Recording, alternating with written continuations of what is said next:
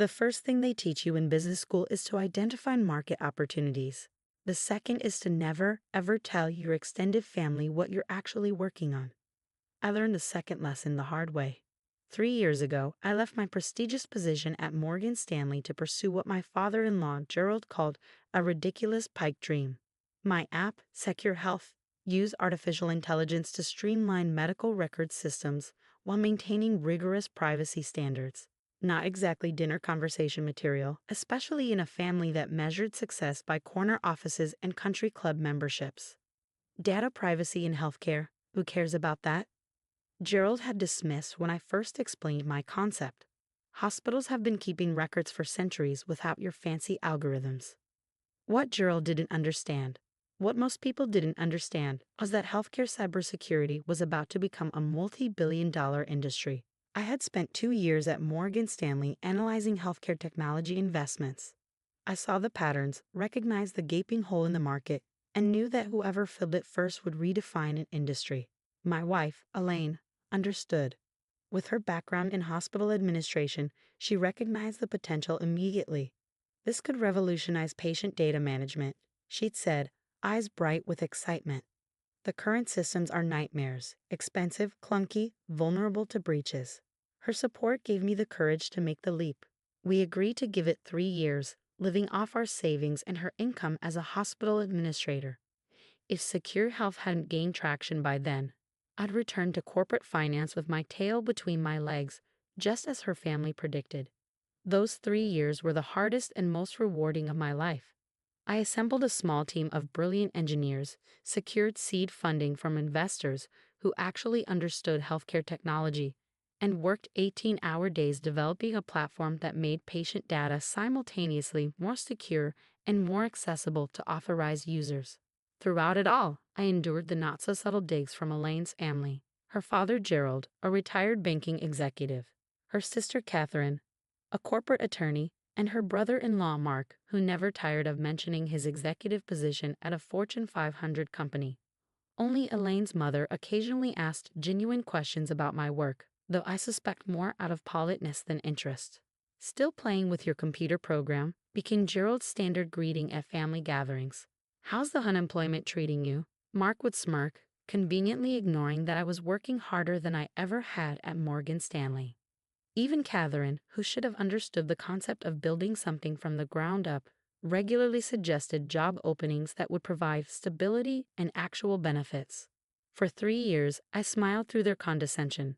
For 3 years, I kept the details of Secure Health's growing success to myself. The major hospital system pilot program, the glowing write-up in Healthcare Technology Review, the second round of venture funding that valued the company at $40 million. Elaine and I agreed that success would speak for itself when and if it came. Then came last Thanksgiving. The day had begun triumphantly. After months of negotiations, Meditech Global, one of the largest healthcare technology companies in the world, had made a formal acquisition offer. $300 million for Secure Health. My team would remain intact, continuing our work with expanded resources. I would serve as division president for at least 5 years. The paperwork would be finalized the following Monday. Elaine and I celebrated quietly that morning before heading to her parents' house for the traditional family Thanksgiving. We decided to share the news after dinner, wanting one last family gathering before everything changed. The meal progressed predictably. Gerald dominated the conversation with stories about his golf game and complaints about the economy. Catherine detailed her recent courtroom victory. Mark boasted about his company's stock performance, pointedly asking if I considered investing whatever savings you haven't burned through yet. When the conversation inevitably turned to my project, I gave my standard vague update. Things are moving forward. We're in discussions with some interested parties. Discussions? Gerald scoffed, carving another slice of turkey. 3 years of discussions. Meanwhile, Catherine just made partner. "We're all concerned, Michael," Catherine added with practiced sympathy. This startup phase should have produced results by now if it was viable. "Why don't we get a real job?" My father-in-law sneered, jabbing his fork in my direction. 3 years of your silly little app, and what do you have to show for it? My wife squeezed my hand under the table as her sister chimed in. "Some people just can't handle corporate responsibility." Not everyone is cut out for the real business world. I felt Elaine tense beside me, ready to defend me as she had countless times before. But before she could speak, my phone rang. Meditech's CEO, calling to discuss some last-minute details before Monday's signing. "Excuse me," I said, standing from the table. "I need to take this." "Of course you do," Gerald muttered as I stepped into the study. Probably another rejection. The call was brief but significant. Meditech was actually increasing their offer to $320 million after their technical team completed a final review of our proprietary algorithms. I ended the call feeling simultaneously vindicated and exhausted by the charade we'd been maintaining. When I returned to the dining room, the conversation had moved on to Catherine's children's private school accomplishments. I caught Elaine's questioning glance and made a split-second decision. I nodded slightly, and her face broke into a radiant smile. "Everyone," she said, interrupting Catherine's story about her son's debate team victory. "Michael and I have an announcement." The table fell silent, all eyes turning toward us. Gerald's expression suggested he was bracing for news of our financial ruin. Instead, I placed the acquisition contract, which I brought to show Elaine's mother privately, on the table. "You're right," I said calmly. "The startup phase should produce results by now if it's viable. I just sold my failure for $300 million. Actually, make that $320 million as of 5 minutes ago." The silence that followed was so complete we could hear the grandfather clock ticking in the hallway. Catherine was the first to recover. $300 million? She stammered, reaching for the contract. $320 million, I corrected gently, plus performance incentives. Dinner's on me next year. Gerald's face progressed through an impressive range of emotions: disbelief, shock, confusion, and finally something approaching respect. "You're serious," he managed, his voice uncharacteristically subdued. "Meditech Global." Mark read from the contract, recognition dawning. That's one of the biggest healthcare tech companies in the world. "Second largest," I confirmed. "They're making it public next week after the paperwork is finalized." Elaine's mother was the first to offer congratulations, rising to embrace both of us.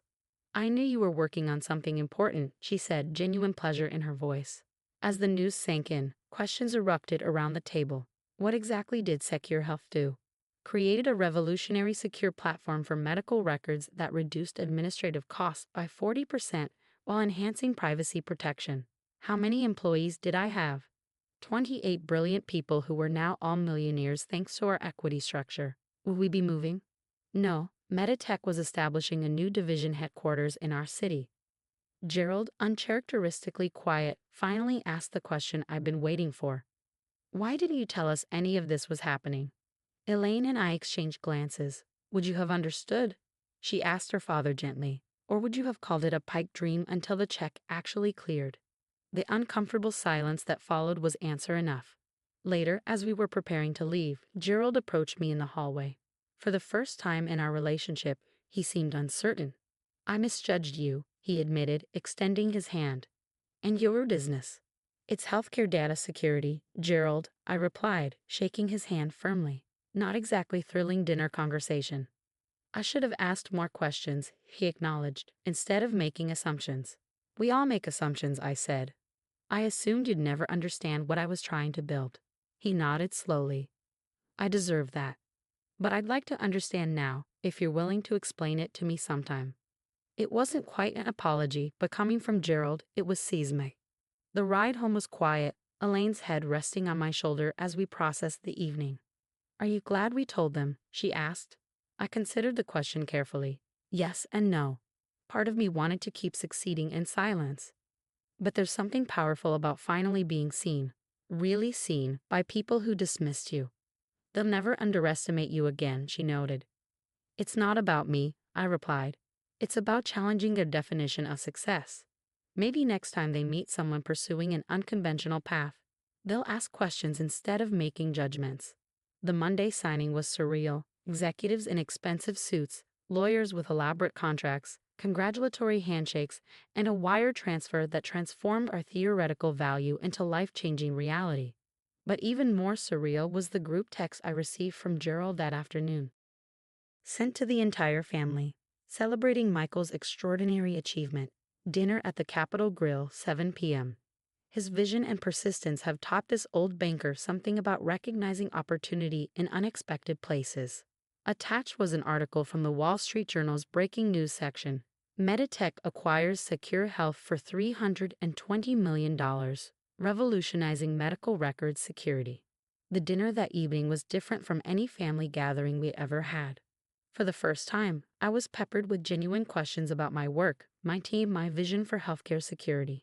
Catherine admitted she'd never really understood what I was building. Mark asked thoughtful questions about equity structuring for startups. And Gerald, remarkably, mostly listened. As dessert was served, Gerald raised his glass. To Michael, he said, his voice carrying an unfamiliar note of humility, who saw an opportunity none of us recognized and had the courage to pursue it. I've spent 40 years in banking thinking I understood business. You show me there's always more to learn. The validation was sweet, of course. But as I looked around the table, I realized the most valuable outcome wasn't the money or even the professional recognition. It was the fundamental shift in how this family, our family, understood success. 3 months later, Catherine's daughter announced she was deferring law school to work for a climate tech startup. Rather than objecting, Catherine called me to ask about mentorship opportunities and equity compensation structures. Gerald, most surprisingly of all, began investing in early-stage healthcare technology companies, leveraging his banking experience to help founders navigate growth challenges. These young entrepreneurs remind me of you, he told me over golf one weekend. They see problems the rest of us have accepted as normal. Success, I've learned, isn't measured by acquisition prices or impressing your in-laws. Real success is creating something valuable that didn't exist before, whether it's a revolutionary software platform or a new perspective that changes how a family defines achievement. As for me, I still work 18-hour days sometimes, building the next generation of healthcare security tools.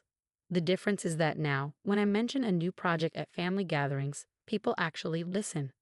The money changed our financial reality overnight, but it was the 3 years of perseverance, of building something important while being dismissed, that changed how I define my own success.